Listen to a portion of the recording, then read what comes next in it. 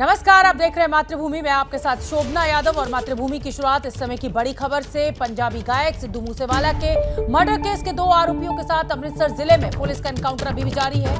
पिछले 2.5 घंटे से ज्यादा वक्त बीत चुका है, एनकाउंटर अभी भी जारी है। और ताजा खबर इस समय हमें ये मिल रही है कि एक शूटर पुलिस की जवाबी फायरिंग में ढेर हो गया है। अटारी बॉर्डर के पास भकना कला गांव में शूटर जगरूप रूपा और मनप्रीत उर्फ मनु खुसा को घेरा गया था। एनकाउंटर की कवरेज के दौरान एबीपी नेटवर्क के कैमरामैन सिकंदर के पैर में भी गोली लगी है। इलाके के एसएचओ सुखबीर सिंह का यह कहना है कि अभी ये साफ नहीं कि आरोपी गैंगस्टर्स हैं या फिर आतंकवादी। दहशत का माहौल दोनों ही तरफ से, यानी पंजाब पुलिस और इन गैंगस्टर्स के बीच जमकर फायरिंग चल रही है। एनकाउंटर में 3 पुलिस वाले घायल हो गए हैं। मूसेवाला मर्डर केस में शामिल एक शूटर मारा गया है, ये जानकारी निकलकर सामने आ रही है। दूसरा शूटर भी शायद घायल हुआ है। हालांकि अभी कोई आधिकारिक पुष्टि नहीं हुई है, लेकिन दुखद ये भी है कि एबीपी न्यूज के एबीपी नेटवर्क के कैमरा पर्सन सिकंदर को पैर में गोली लग गई है। आप देख सकते हैं इस समय तस्वीर में, कवरेज के दौरान ये गोली लगी। दोनों ही तरफ से, चाहे गैंगस्टर हो और चाहे पुलिस, दोनों तरफ से अंधाधुंध फायरिंग की जा रही है एक दूसरे के ऊपर। आप देख सकते हैं कि उसको किस तरह से तो बड़ी खबर इस समय की तस्वीरें हम आपको दिखा रहे हैं। भकना गांव से, ये चीचा भकना गांव है, पाकिस्तान सीमा से सटा हुआ है। पंजाब के अमृतसर जिले के अटारी में मौजूद ये गांव। जगविंदर पटियाल का मैं रुख करना चाहूंगी। जगविंदर, इस समय हम तस्वीरें दिखा रहे हैं, हमारे कैमरामैन को गोली लग गई है। क्या अंधाधुंध फायरिंग अंदर से और इधर पंजाब पुलिस दोनों की तरफ से हो रही है, अभी भी जारी है?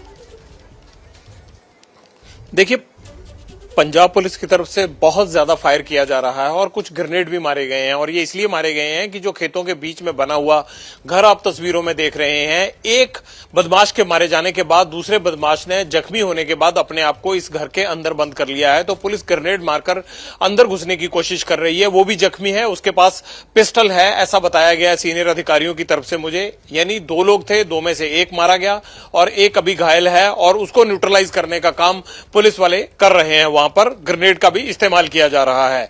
दूसरी बात रही कि पहला आदमी कैसे मारा गया। पहले आदमी के लिए जब पुलिस को यह सूचना मिल गई थी कि कुछ गैंगस्टर यहां पर रुके हुए हैं, आके उन्होंने स्नाइपर्स का इंतजाम किया था। और जब शुरुआत में मुठभेड़ शुरू हुई तो स्नाइपर्स का इस्तेमाल किया गया, जिसमें एक बदमाश शुरुआती एनकाउंटर में ही ढेर कर दिया गया था और दूसरा इंजर्ड हुआ, उसने अपने आप को अंदर बंद कर लिया। अब उसको न्यूट्रलाइज करने का काम चल रहा है। जगविंदर पटियाल, आप नजर बना के रखिए। और छोटा सा जवाब, सिकंदर जो कैमरामैन को गोली लगी, उनकी तबीयत कैसी है? बहुत छोटा सा जवाब। उनको हॉस्पिटल में भर्ती करवा दिया गया है, वहां उनका इलाज चल रहा है। बहुत बहुत धन्यवाद जगविंदर। लेकिन आप बने रहिए हमारे साथ, इस बड़ी खबर पर हमारी नजर बनी हुई है। इस समय की बड़ी खबर यही है कि अटारी बॉर्डर के पास भकना कला गांव में शूटर जगरूप रूपा और मनप्रीत उर्फ मनु खुसा को पुलिस के द्वारा घेरा गया। एक शूटर को ढेर कर दिया गया है, दूसरा घायल है। जगविंदर पटियाल ज्यादा जानकारी लिए हुए हमारे साथ जुड़ रहे हैं। जगविंदर, आप बता रहे थे कि पंजाब पुलिस की तरफ से ग्रेनेड का भी इस्तेमाल किया गया है, अंधाधुंध फायरिंग भी की जा रही है, एक शूटर के मारे जाने की भी खबर है। इस समय का क्या ताजा अपडेट? मुझे लगता है शोभना, दूसरा शूटर भी मारा गया है, क्योंकि जिस बिल्डिंग में घायल दूसरा शूटर छिपा हुआ था उसकी छत पर अब पुलिस ही पुलिस दिखाई दे रही है। और जो मौके से तस्वीरें देखने को मिल रही हैं उनमें साफ दिख रहा है कि शायद एनकाउंटर अब खत्म हो गया है और जो दोनों ही गैंगस्टर यहां पर थे उन दोनों को मार गिराया गया। एक शुरुआती मुठभेड़ में ही मारा गया था और दूसरा जिसने अपने आप को अंदर बंद किया था। अब जिस तरह से छतों के ऊपर पुलिस दिख रही है उसको देखकर यही लगता है कि दूसरा भी ढेर कर दिया गया है। इस बीच जो हमारे कैमरामैन सिकंदर को गोली लगी है, उनका अमृतसर के एक प्राइवेट हॉस्पिटल में इलाज चल रहा है। उनकी हालत खतरे से बाहर बताई जाती है, लेकिन उनकी टांग के निचले हिस्से में हड्डी के ऊपर से जो गोली लगी है उसके कारण जो है डॉक्टर देख रहे हैं कि क्या ऑपरेशन की जरूरत पड़ेगी या नहीं।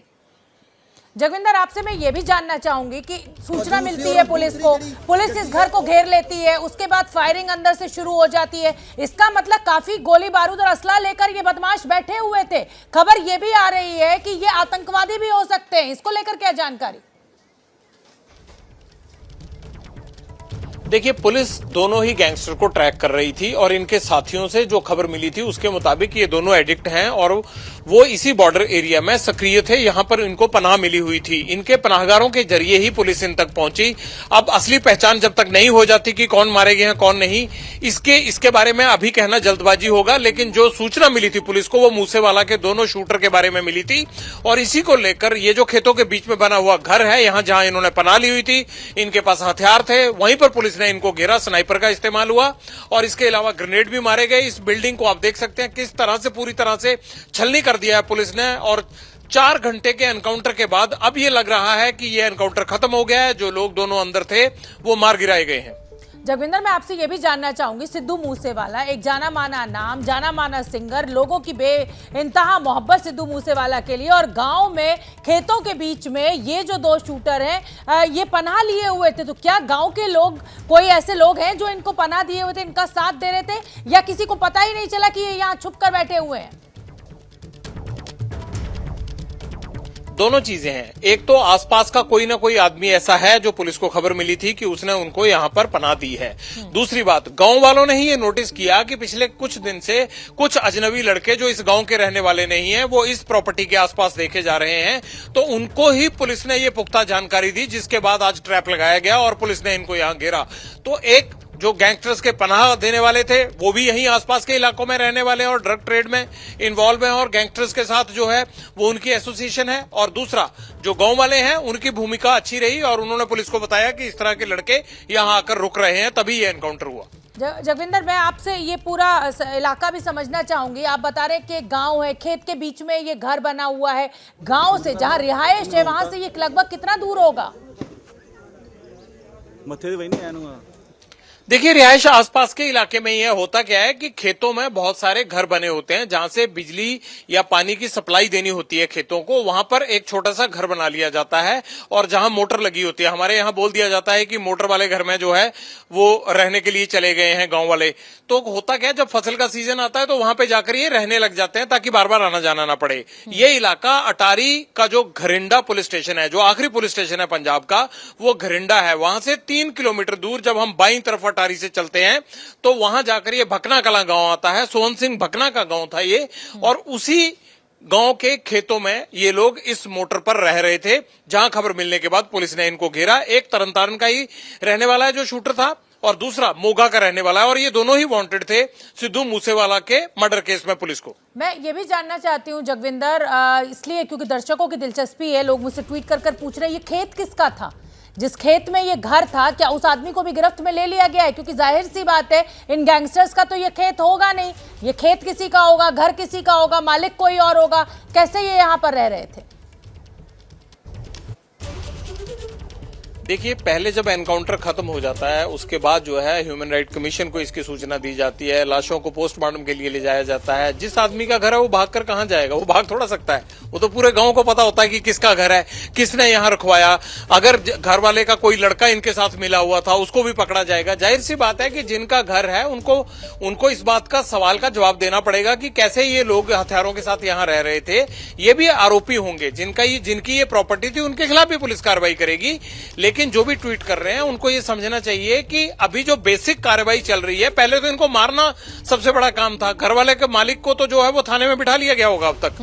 तो ये सब काम होते हैं, लेकिन एनकाउंटर एक बड़ी कार्रवाई होती है, उसकी अपनी कानूनी पेचीदगियां होती हैं, पहले उनको निपटाया जाता है। इन्होंने कहां जाना है, इन गांव के लोग होते हैं, इनको जो है पुलिस इनके खिलाफ मुकदमा दर्ज करेगी, जाहिर सी बात। बिल्कुल बिल्कुल जगविंदर, लेकिन ये सवाल इसलिए भी वाजिब हो जाता है ना कि भाई ऐसे कौन लोग हैं, ऐसे पुलिस से ना डरने वाले लोग हैं जो पनाह दिए हुए हैं इन गैंगस्टर्स को अपने खेत में, अपने घर में। उनका क्या रिकॉर्ड है पुलिस में? क्या वो भी हिस्ट्री शीटर्स हैं, उनके खिलाफ भी कोई मुकदमे, या ऐसे ही नॉर्मल से लोग हैं और उन्हें डरा के उनके घर में ये लोग छुपे हुए थे? क्योंकि ये सवाल बहुत अहम हो जाता है। देखिए, डराकर नहीं होता है कभी भी। अगर हथियारों के साथ कोई लोग रुके हैं तो या तो धोखे से रुके हैं। कई बार क्या होता है कि जिसका घर होगा उसके बेटे की, उसके बेटे के रिश्तेदार की, या उसके बेटे के आगे किसी दोस्त की इनसे जान पहचान होगी और धोखे में बोल देते हैं रह के कि कुछ दिन के लिए यहां रुकना है। या फिर जो ये एडिक्ट होते हैं, तमाम ड्रग एडिक्ट होते हैं, इनकी झुंडरियां होती हैं, या जो गैंगस्टर होते हैं जो जेलों में बंद हैं वो पनाह मुहैया करवाते हैं। तो ऐसा नहीं है, इनके पूरी देश भर में इनके अड्डे रहते हैं, ठिकाने रहते हैं। जो जेलों में बंद हैं वो भी सेफ हेवन और सेफ जो है ठिकाना मुहैया करवाने में मास्टर होते हैं। लॉरेंस बिश्नोई और उसके गुर्गे यही काम करते हैं। तो ये किसी ना किसी के साथ कोई ना कोई कनेक्शन जरूर निकलेगा, लेकिन ये सेकेंडरी इन्वेस्टिगेशन है। फर्स्ट इन्वेस्टिगेशन है जो लोग यहां आकर रुके, पहले उनको न्यूट्रलाइज किया जाए, पहले उनका पोस्टमार्टम करवाया जाए, उसके बाद ये देखा जाएगा कि ये कब से यहां रुक रहे थे और कौन कौन से ऐसे इनके अड्डे आसपास के इलाके में थे या ड्रग एडिक्ट्स के अड्डे थे जहां पर ये ये जाकर रहते थे या इतने दिनों तक छिपते रहे। ये तमाम चीजों की तस्दीक होगी, पड़ताल होगी। बिल्कुल ठीक है जगविंदर, आप बने रहिए। इस समय की बड़ी खबर एक बार मैं अपने दर्शकों को दोबारा बताना चाहती हूँ। जो सिद्धू मूसेवाला के मर्डर में शामिल जो शूटर्स थे, उनके साथ लगभग 2.5-3 घंटे तक एनकाउंटर चला और दोनों शूटर्स को न्यूट्रलाइज कर दिया गया, यानी मार गिराया गया। इसमें एबीपी नेटवर्क के कैमरामैन सिकंदर को भी गोली लगी। हालांकि उनकी स्थिति इस समय ठीक है, उनका उपचार चल रहा है, ऑपरेशन की जरूरत पड़ सकती है।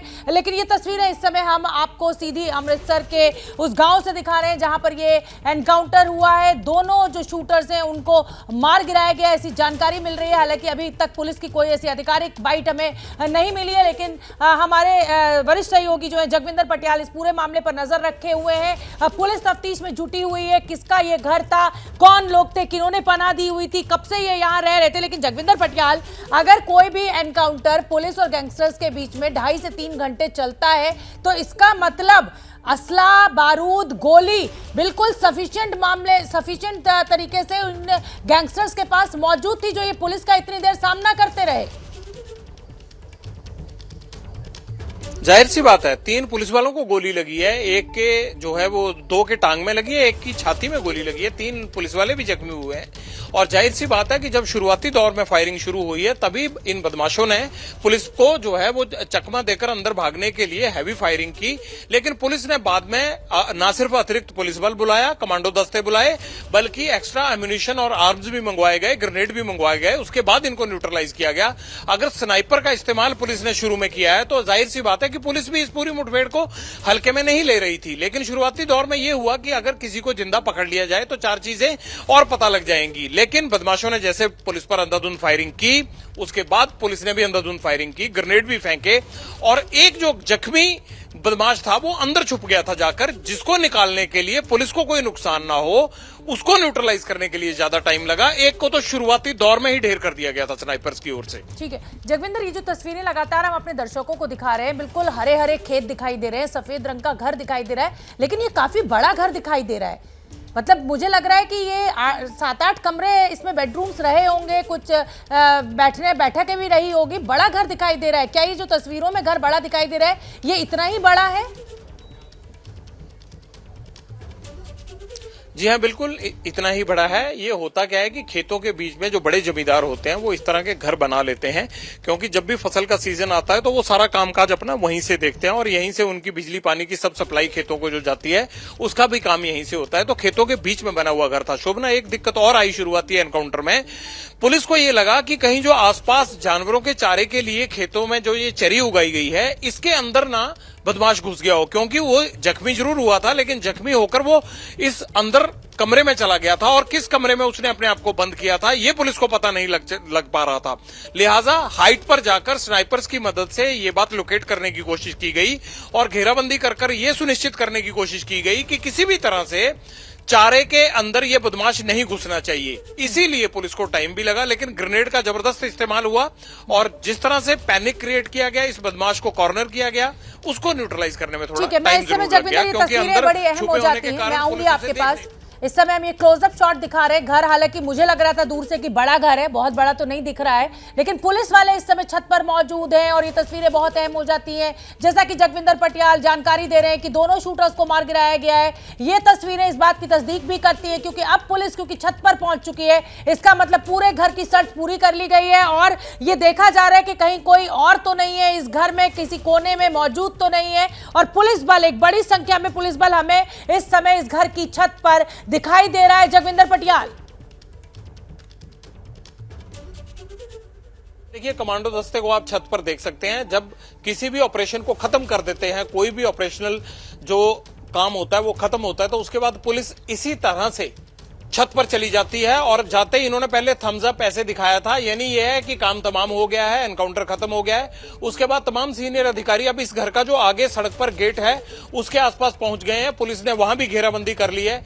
अब इन दोनों को आदमियों को क्या क्या हथियार अंदर थे, कब से ये रह रहे थे, ये तस्दीक करने के बाद इनके शव बाहर निकाले जाएंगे।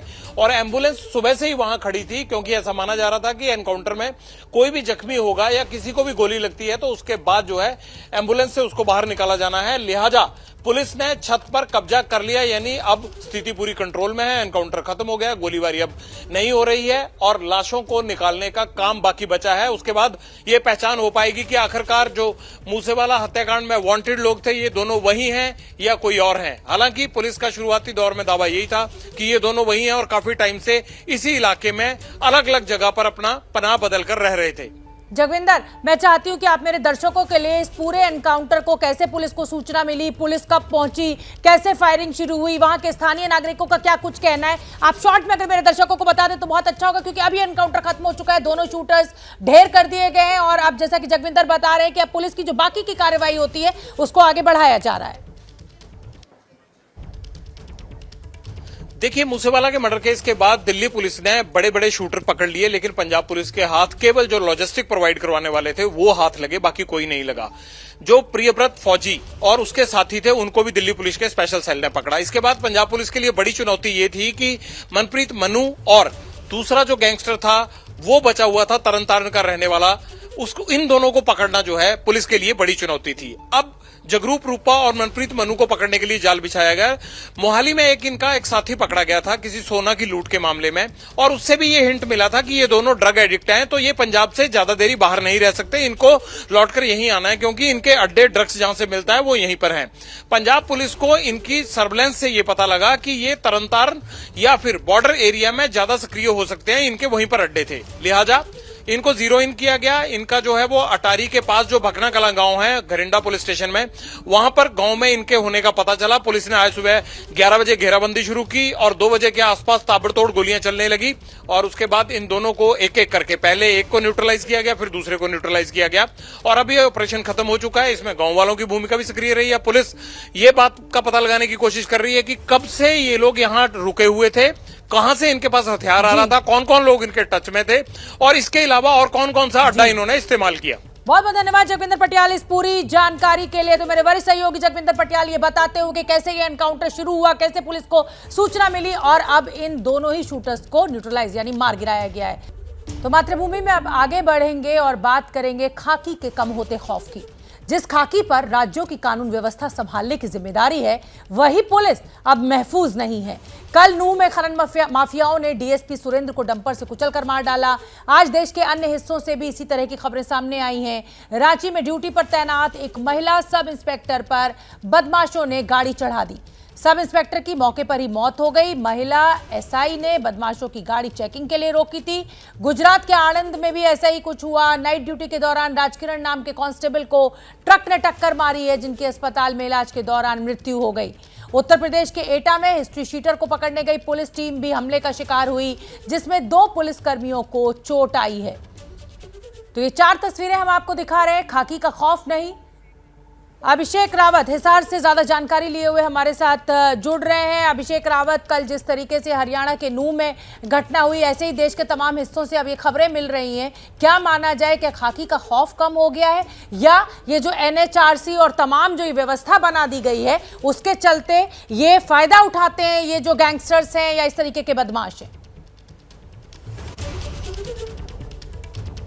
देखिए शोभना, अगर हम खाकी के खौफ को कम होने की बात कहें तो इसमें दोनों ही बातें कहीं ना कहीं जिम्मेदार बन जाती हैं। एक तो खाकी और खनन माफिया का गठजोड़ हम कह सकते हैं, या फिर दूसरा कोई माफिया हो उनका गठजोड़ कह सकते हैं, और दूसरा एनएचआरसी का जो आप बिंदु उठा रही हैं वो भी एक बड़ी वजह है, क्योंकि अक्सर जब अपराधी किसी पुलिसकर्मी पर कोई हमला करता है तो वो एनएचआरसी की नज़र में नज़रअंदाज हो जाती है, लेकिन अगर पुलिस कोई एनकाउंटर होता है तो उस पर जरूर सवाल खड़े कर दिए जाते हैं और फिर एनएचआरसी भी उसमें अपनी भूमिका निभाते हुए पुलिस को ही कहीं ना कहीं कटघरे में खड़ा कर देता है। ये जो नूह वाली कल वारदात हुई है, इसमें जो हमारी आज सुबह से या कल रात से ही हम यहाँ हिसार में उनके पैतृक गाँव में मौजूद हैं, जो परिजनों का एक बड़ा सवाल है वो यही बड़ा सवाल वो बार बार उठा रहे हैं कि इतनी बड़ी वारदात हो जाती है, एक डीएसपी स्तर का जो अधिकारी है वो खुद मोर्चे पर आता है, फ्रंट लाइन पर आता है, और जो उसका गनमैन होता है या जो अन्य कनिष्ठ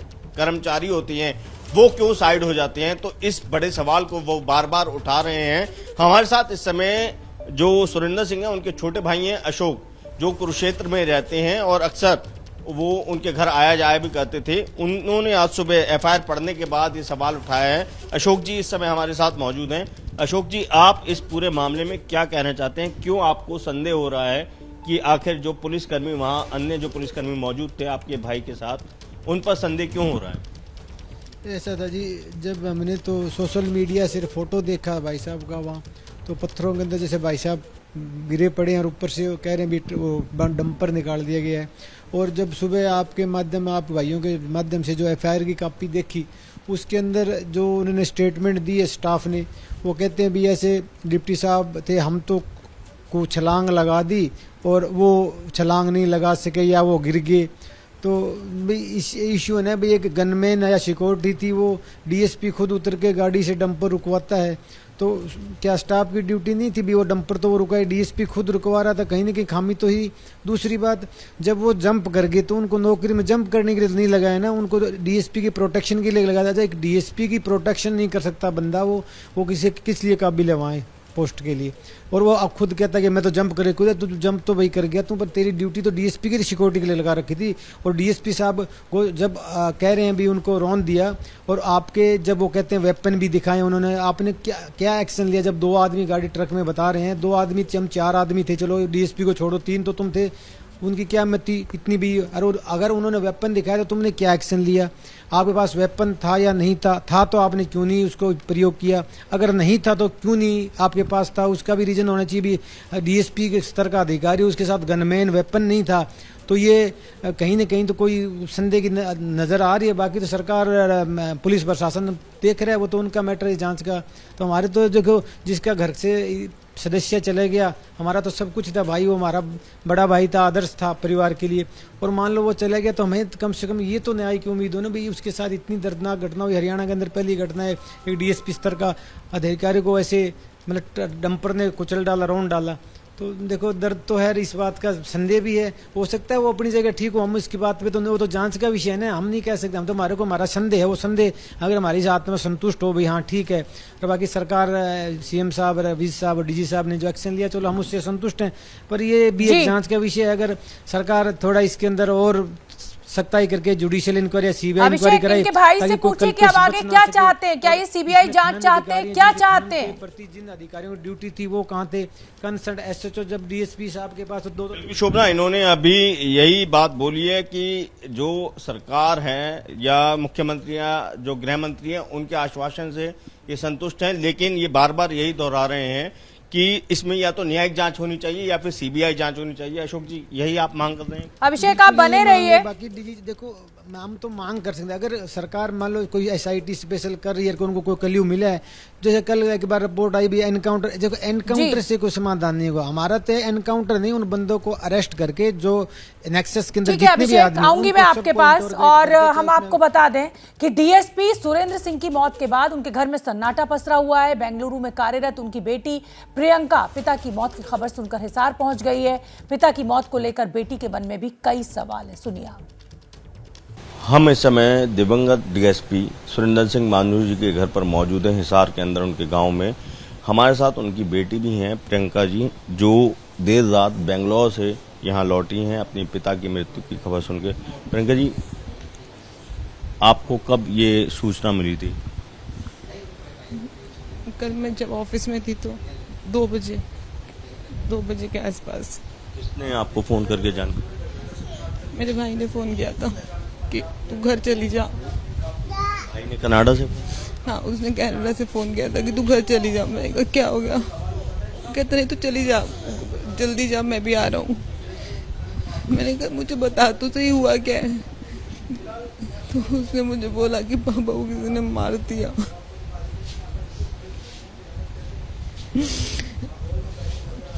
उसके बाद मुझे कुछ समझ ही नहीं आया। उसके बाद हम जितना जल्दी हो सके यहाँ पे आ गए। आपको जब ये जानकारी मिली कि वहाँ पे आपके फादर रेड पे गए हुए थे और उनके साथ अन्य पुलिस वाले भी थे, सिर्फ आपके पिता की ही जो है मृत्यु होती है, तो उसको लेकर आप कुछ कहना? हमें यही तो समझ नहीं आ रहा है, सिर्फ मेरे पापा ही क्यों, और भी तो लोग थे, किसी को चोट भी नहीं लगी, कुछ भी नहीं हुआ, और मेरे पापा सिर्फ उनको ही, उनका ही हुआ जो हुआ। और हम आपको बता दें कि नूह की तरह ही रांची में भी पुलिसकर्मी की हत्या हुई है। चेकिंग के दौरान महिला सब इंस्पेक्टर पर बदमाशों ने गाड़ी चढ़ा दी। सब इंस्पेक्टर संध्या टोपने की मौके पर ही मौत हो गई। बताया जा रहा है कि बदमाश गाड़ी में जानवरों को लाद कर ले जा रहे थे। इसी दौरान एसआई संध्या टोपने ने उन्हें रोकने की कोशिश की, लेकिन बदमाशों के हौसले इतने बुलंद थे कि उन्होंने एसआई के ऊपर गाड़ी चढ़ा दी। मौके पर ही उनकी मौत हो गई। ये तस्वीर आप देख सकते हैं। खाकी का खौफ नहीं है इन बदमाशों को। सरेआम इस तरीके से हत्या की जा रही है। एसआई की हत्या के बाद रांची पुलिस एक्शन में दिख रही है। हत्या का आरोपी पुलिस की गिरफ्त में है, जिसका नाम निगार खान बताया जा रहा है। हमारा प्रयास यही रहेगा कि हम लोग जल्द से जल्द इसका अनुसंधान पूरा करें, चार्जशीट करें और स्पीडी ट्रायल पे इस मामले को लेकर जल्द से जल्द अभियुक्तों की सजा कराएं। अक्यूज की पहचान की जा चुकी है और वही पुलिस कस्टडी में है। बाकी पूछताछ उससे की जा रही है। उसका नाम निगार खान है। स्वागत है आपका। आप देख रहे हैं मातृभूमि। खाकी का खौफ नहीं। नूह और रांची के बाद गुजरात के आणंद से भी कुछ इस तरीके की घटना सामने आई है, जिससे ये पता चलता है कि अब बदमाशों में खाकी का खौफ नहीं। यहाँ के बोरसद में नाइट ड्यूटी के दौरान एक ट्रैफिक पुलिसकर्मी राजकिरण को एक ट्रक ने टक्कर मार दी है। पुलिस कांस्टेबल इस ट्रक को रोकने की कोशिश कर रहा था। पुलिस कांस्टेबल की अस्पताल में मौत हो गई है। तो नूह से लेकर रांची तक बदमाशों के हौसले बुलंद हैं। पुलिस का खौफ नहीं दिखाई दे रहा है। और अगली खबर का अगर हम रुख करें तो उत्तर प्रदेश के एटा में भी एक हिस्ट्री शीटर को जब पुलिस पकड़ने पहुंची तो टीम पर हमला बोल दिया गया। गांव के लोगों ने दबिश देने गई पुलिस टीम पर लाठी डंडों से हमला किया। इसमें 2 पुलिसकर्मियों को चोट आई है।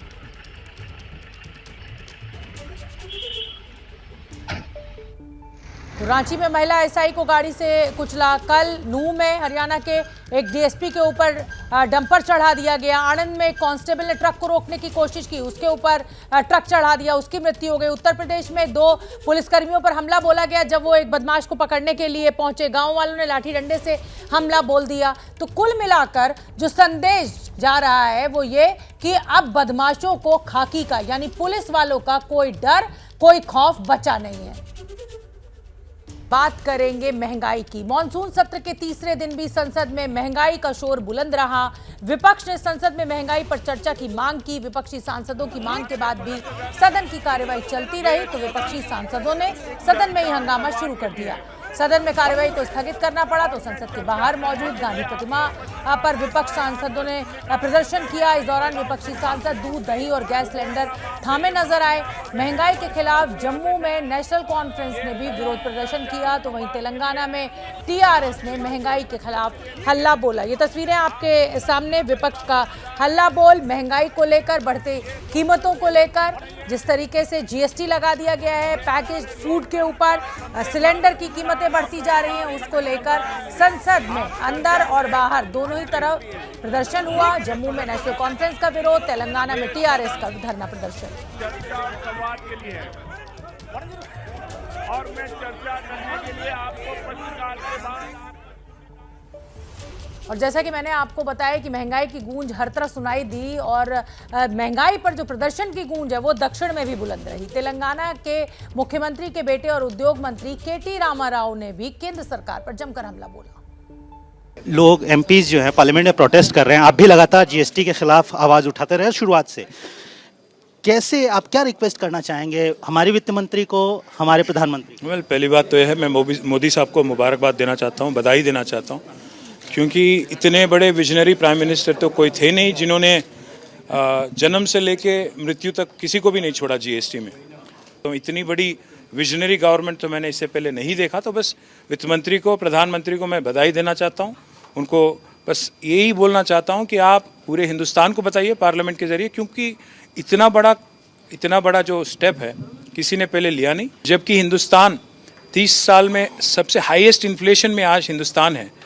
जब common man of India, common citizen of India already ये जो प्राइस राइज हैं इसके वजह से बहुत तकलीफ में हैं, बहुत दुखी हैं, तो आप उस पर और बोझ डालने की क्यों कोशिश कर रहे हो? बस ये बता दें पार्लियामेंट के जरिए। 80 रुपए हैं हो चुके हैं डॉलर के मुकाबले। गैस की कीमतें 1000 रुपए से ज्यादा हैं तेलंगाना में। कैसे ये जो इन्फ्लेशन है, एक मिडिल क्लास कैसे इसको अफोर्ड कर रहा है? आप लगातार प्रोटेस्ट कर रहे हैं। प्रोटेस्ट के अलावा और क्या टीआरएस का फैसला है, कैसे आगे लेके जाएंगे? पहली बात तो यह है कि मोदी साहब को, हिंदुस्तान को माफ़ी मांगना होगा, क्योंकि उन्होंने खुद कहा था, याद होगा आपको, 2013 में 12 में गला फाड़ फाड़ के बोल रहे थे कि 50 रुपया हो गया है हमारा डॉलर के खिलाफ रुपया 50 रुपया हो गया है। तो मैं पहली बात तो इंडिया गवर्नमेंट से पूछना चाहता हूँ, पहले आप इस देश के जनता को जवाब दीजिए। तो विपक्ष का हल्ला बोल बढ़ती महंगाई को लेकर, बढ़ती सिलेंडर की कीमतों को लेकर, गिरते रुपए की कीमत को लेकर। जैसे ही घड़ी का काटा दोपहर 2:30 पे आए, बबीता जी का दिल सास बहू साजिश के लिए मचल जाए। और ये है इनकी बहू, पूरे दिन ऑफिस की टेंशन हो जाए गॉन जब ये करें अपना फेवरेट शो फ्री टाइम पे ऑन। इनकी तरह आप भी देखें अपना फेवरेट शो अपने टाइम पर और डाउनलोड कीजिए एबीपी लाइव ऐप अपने स्मार्ट टीवी पर।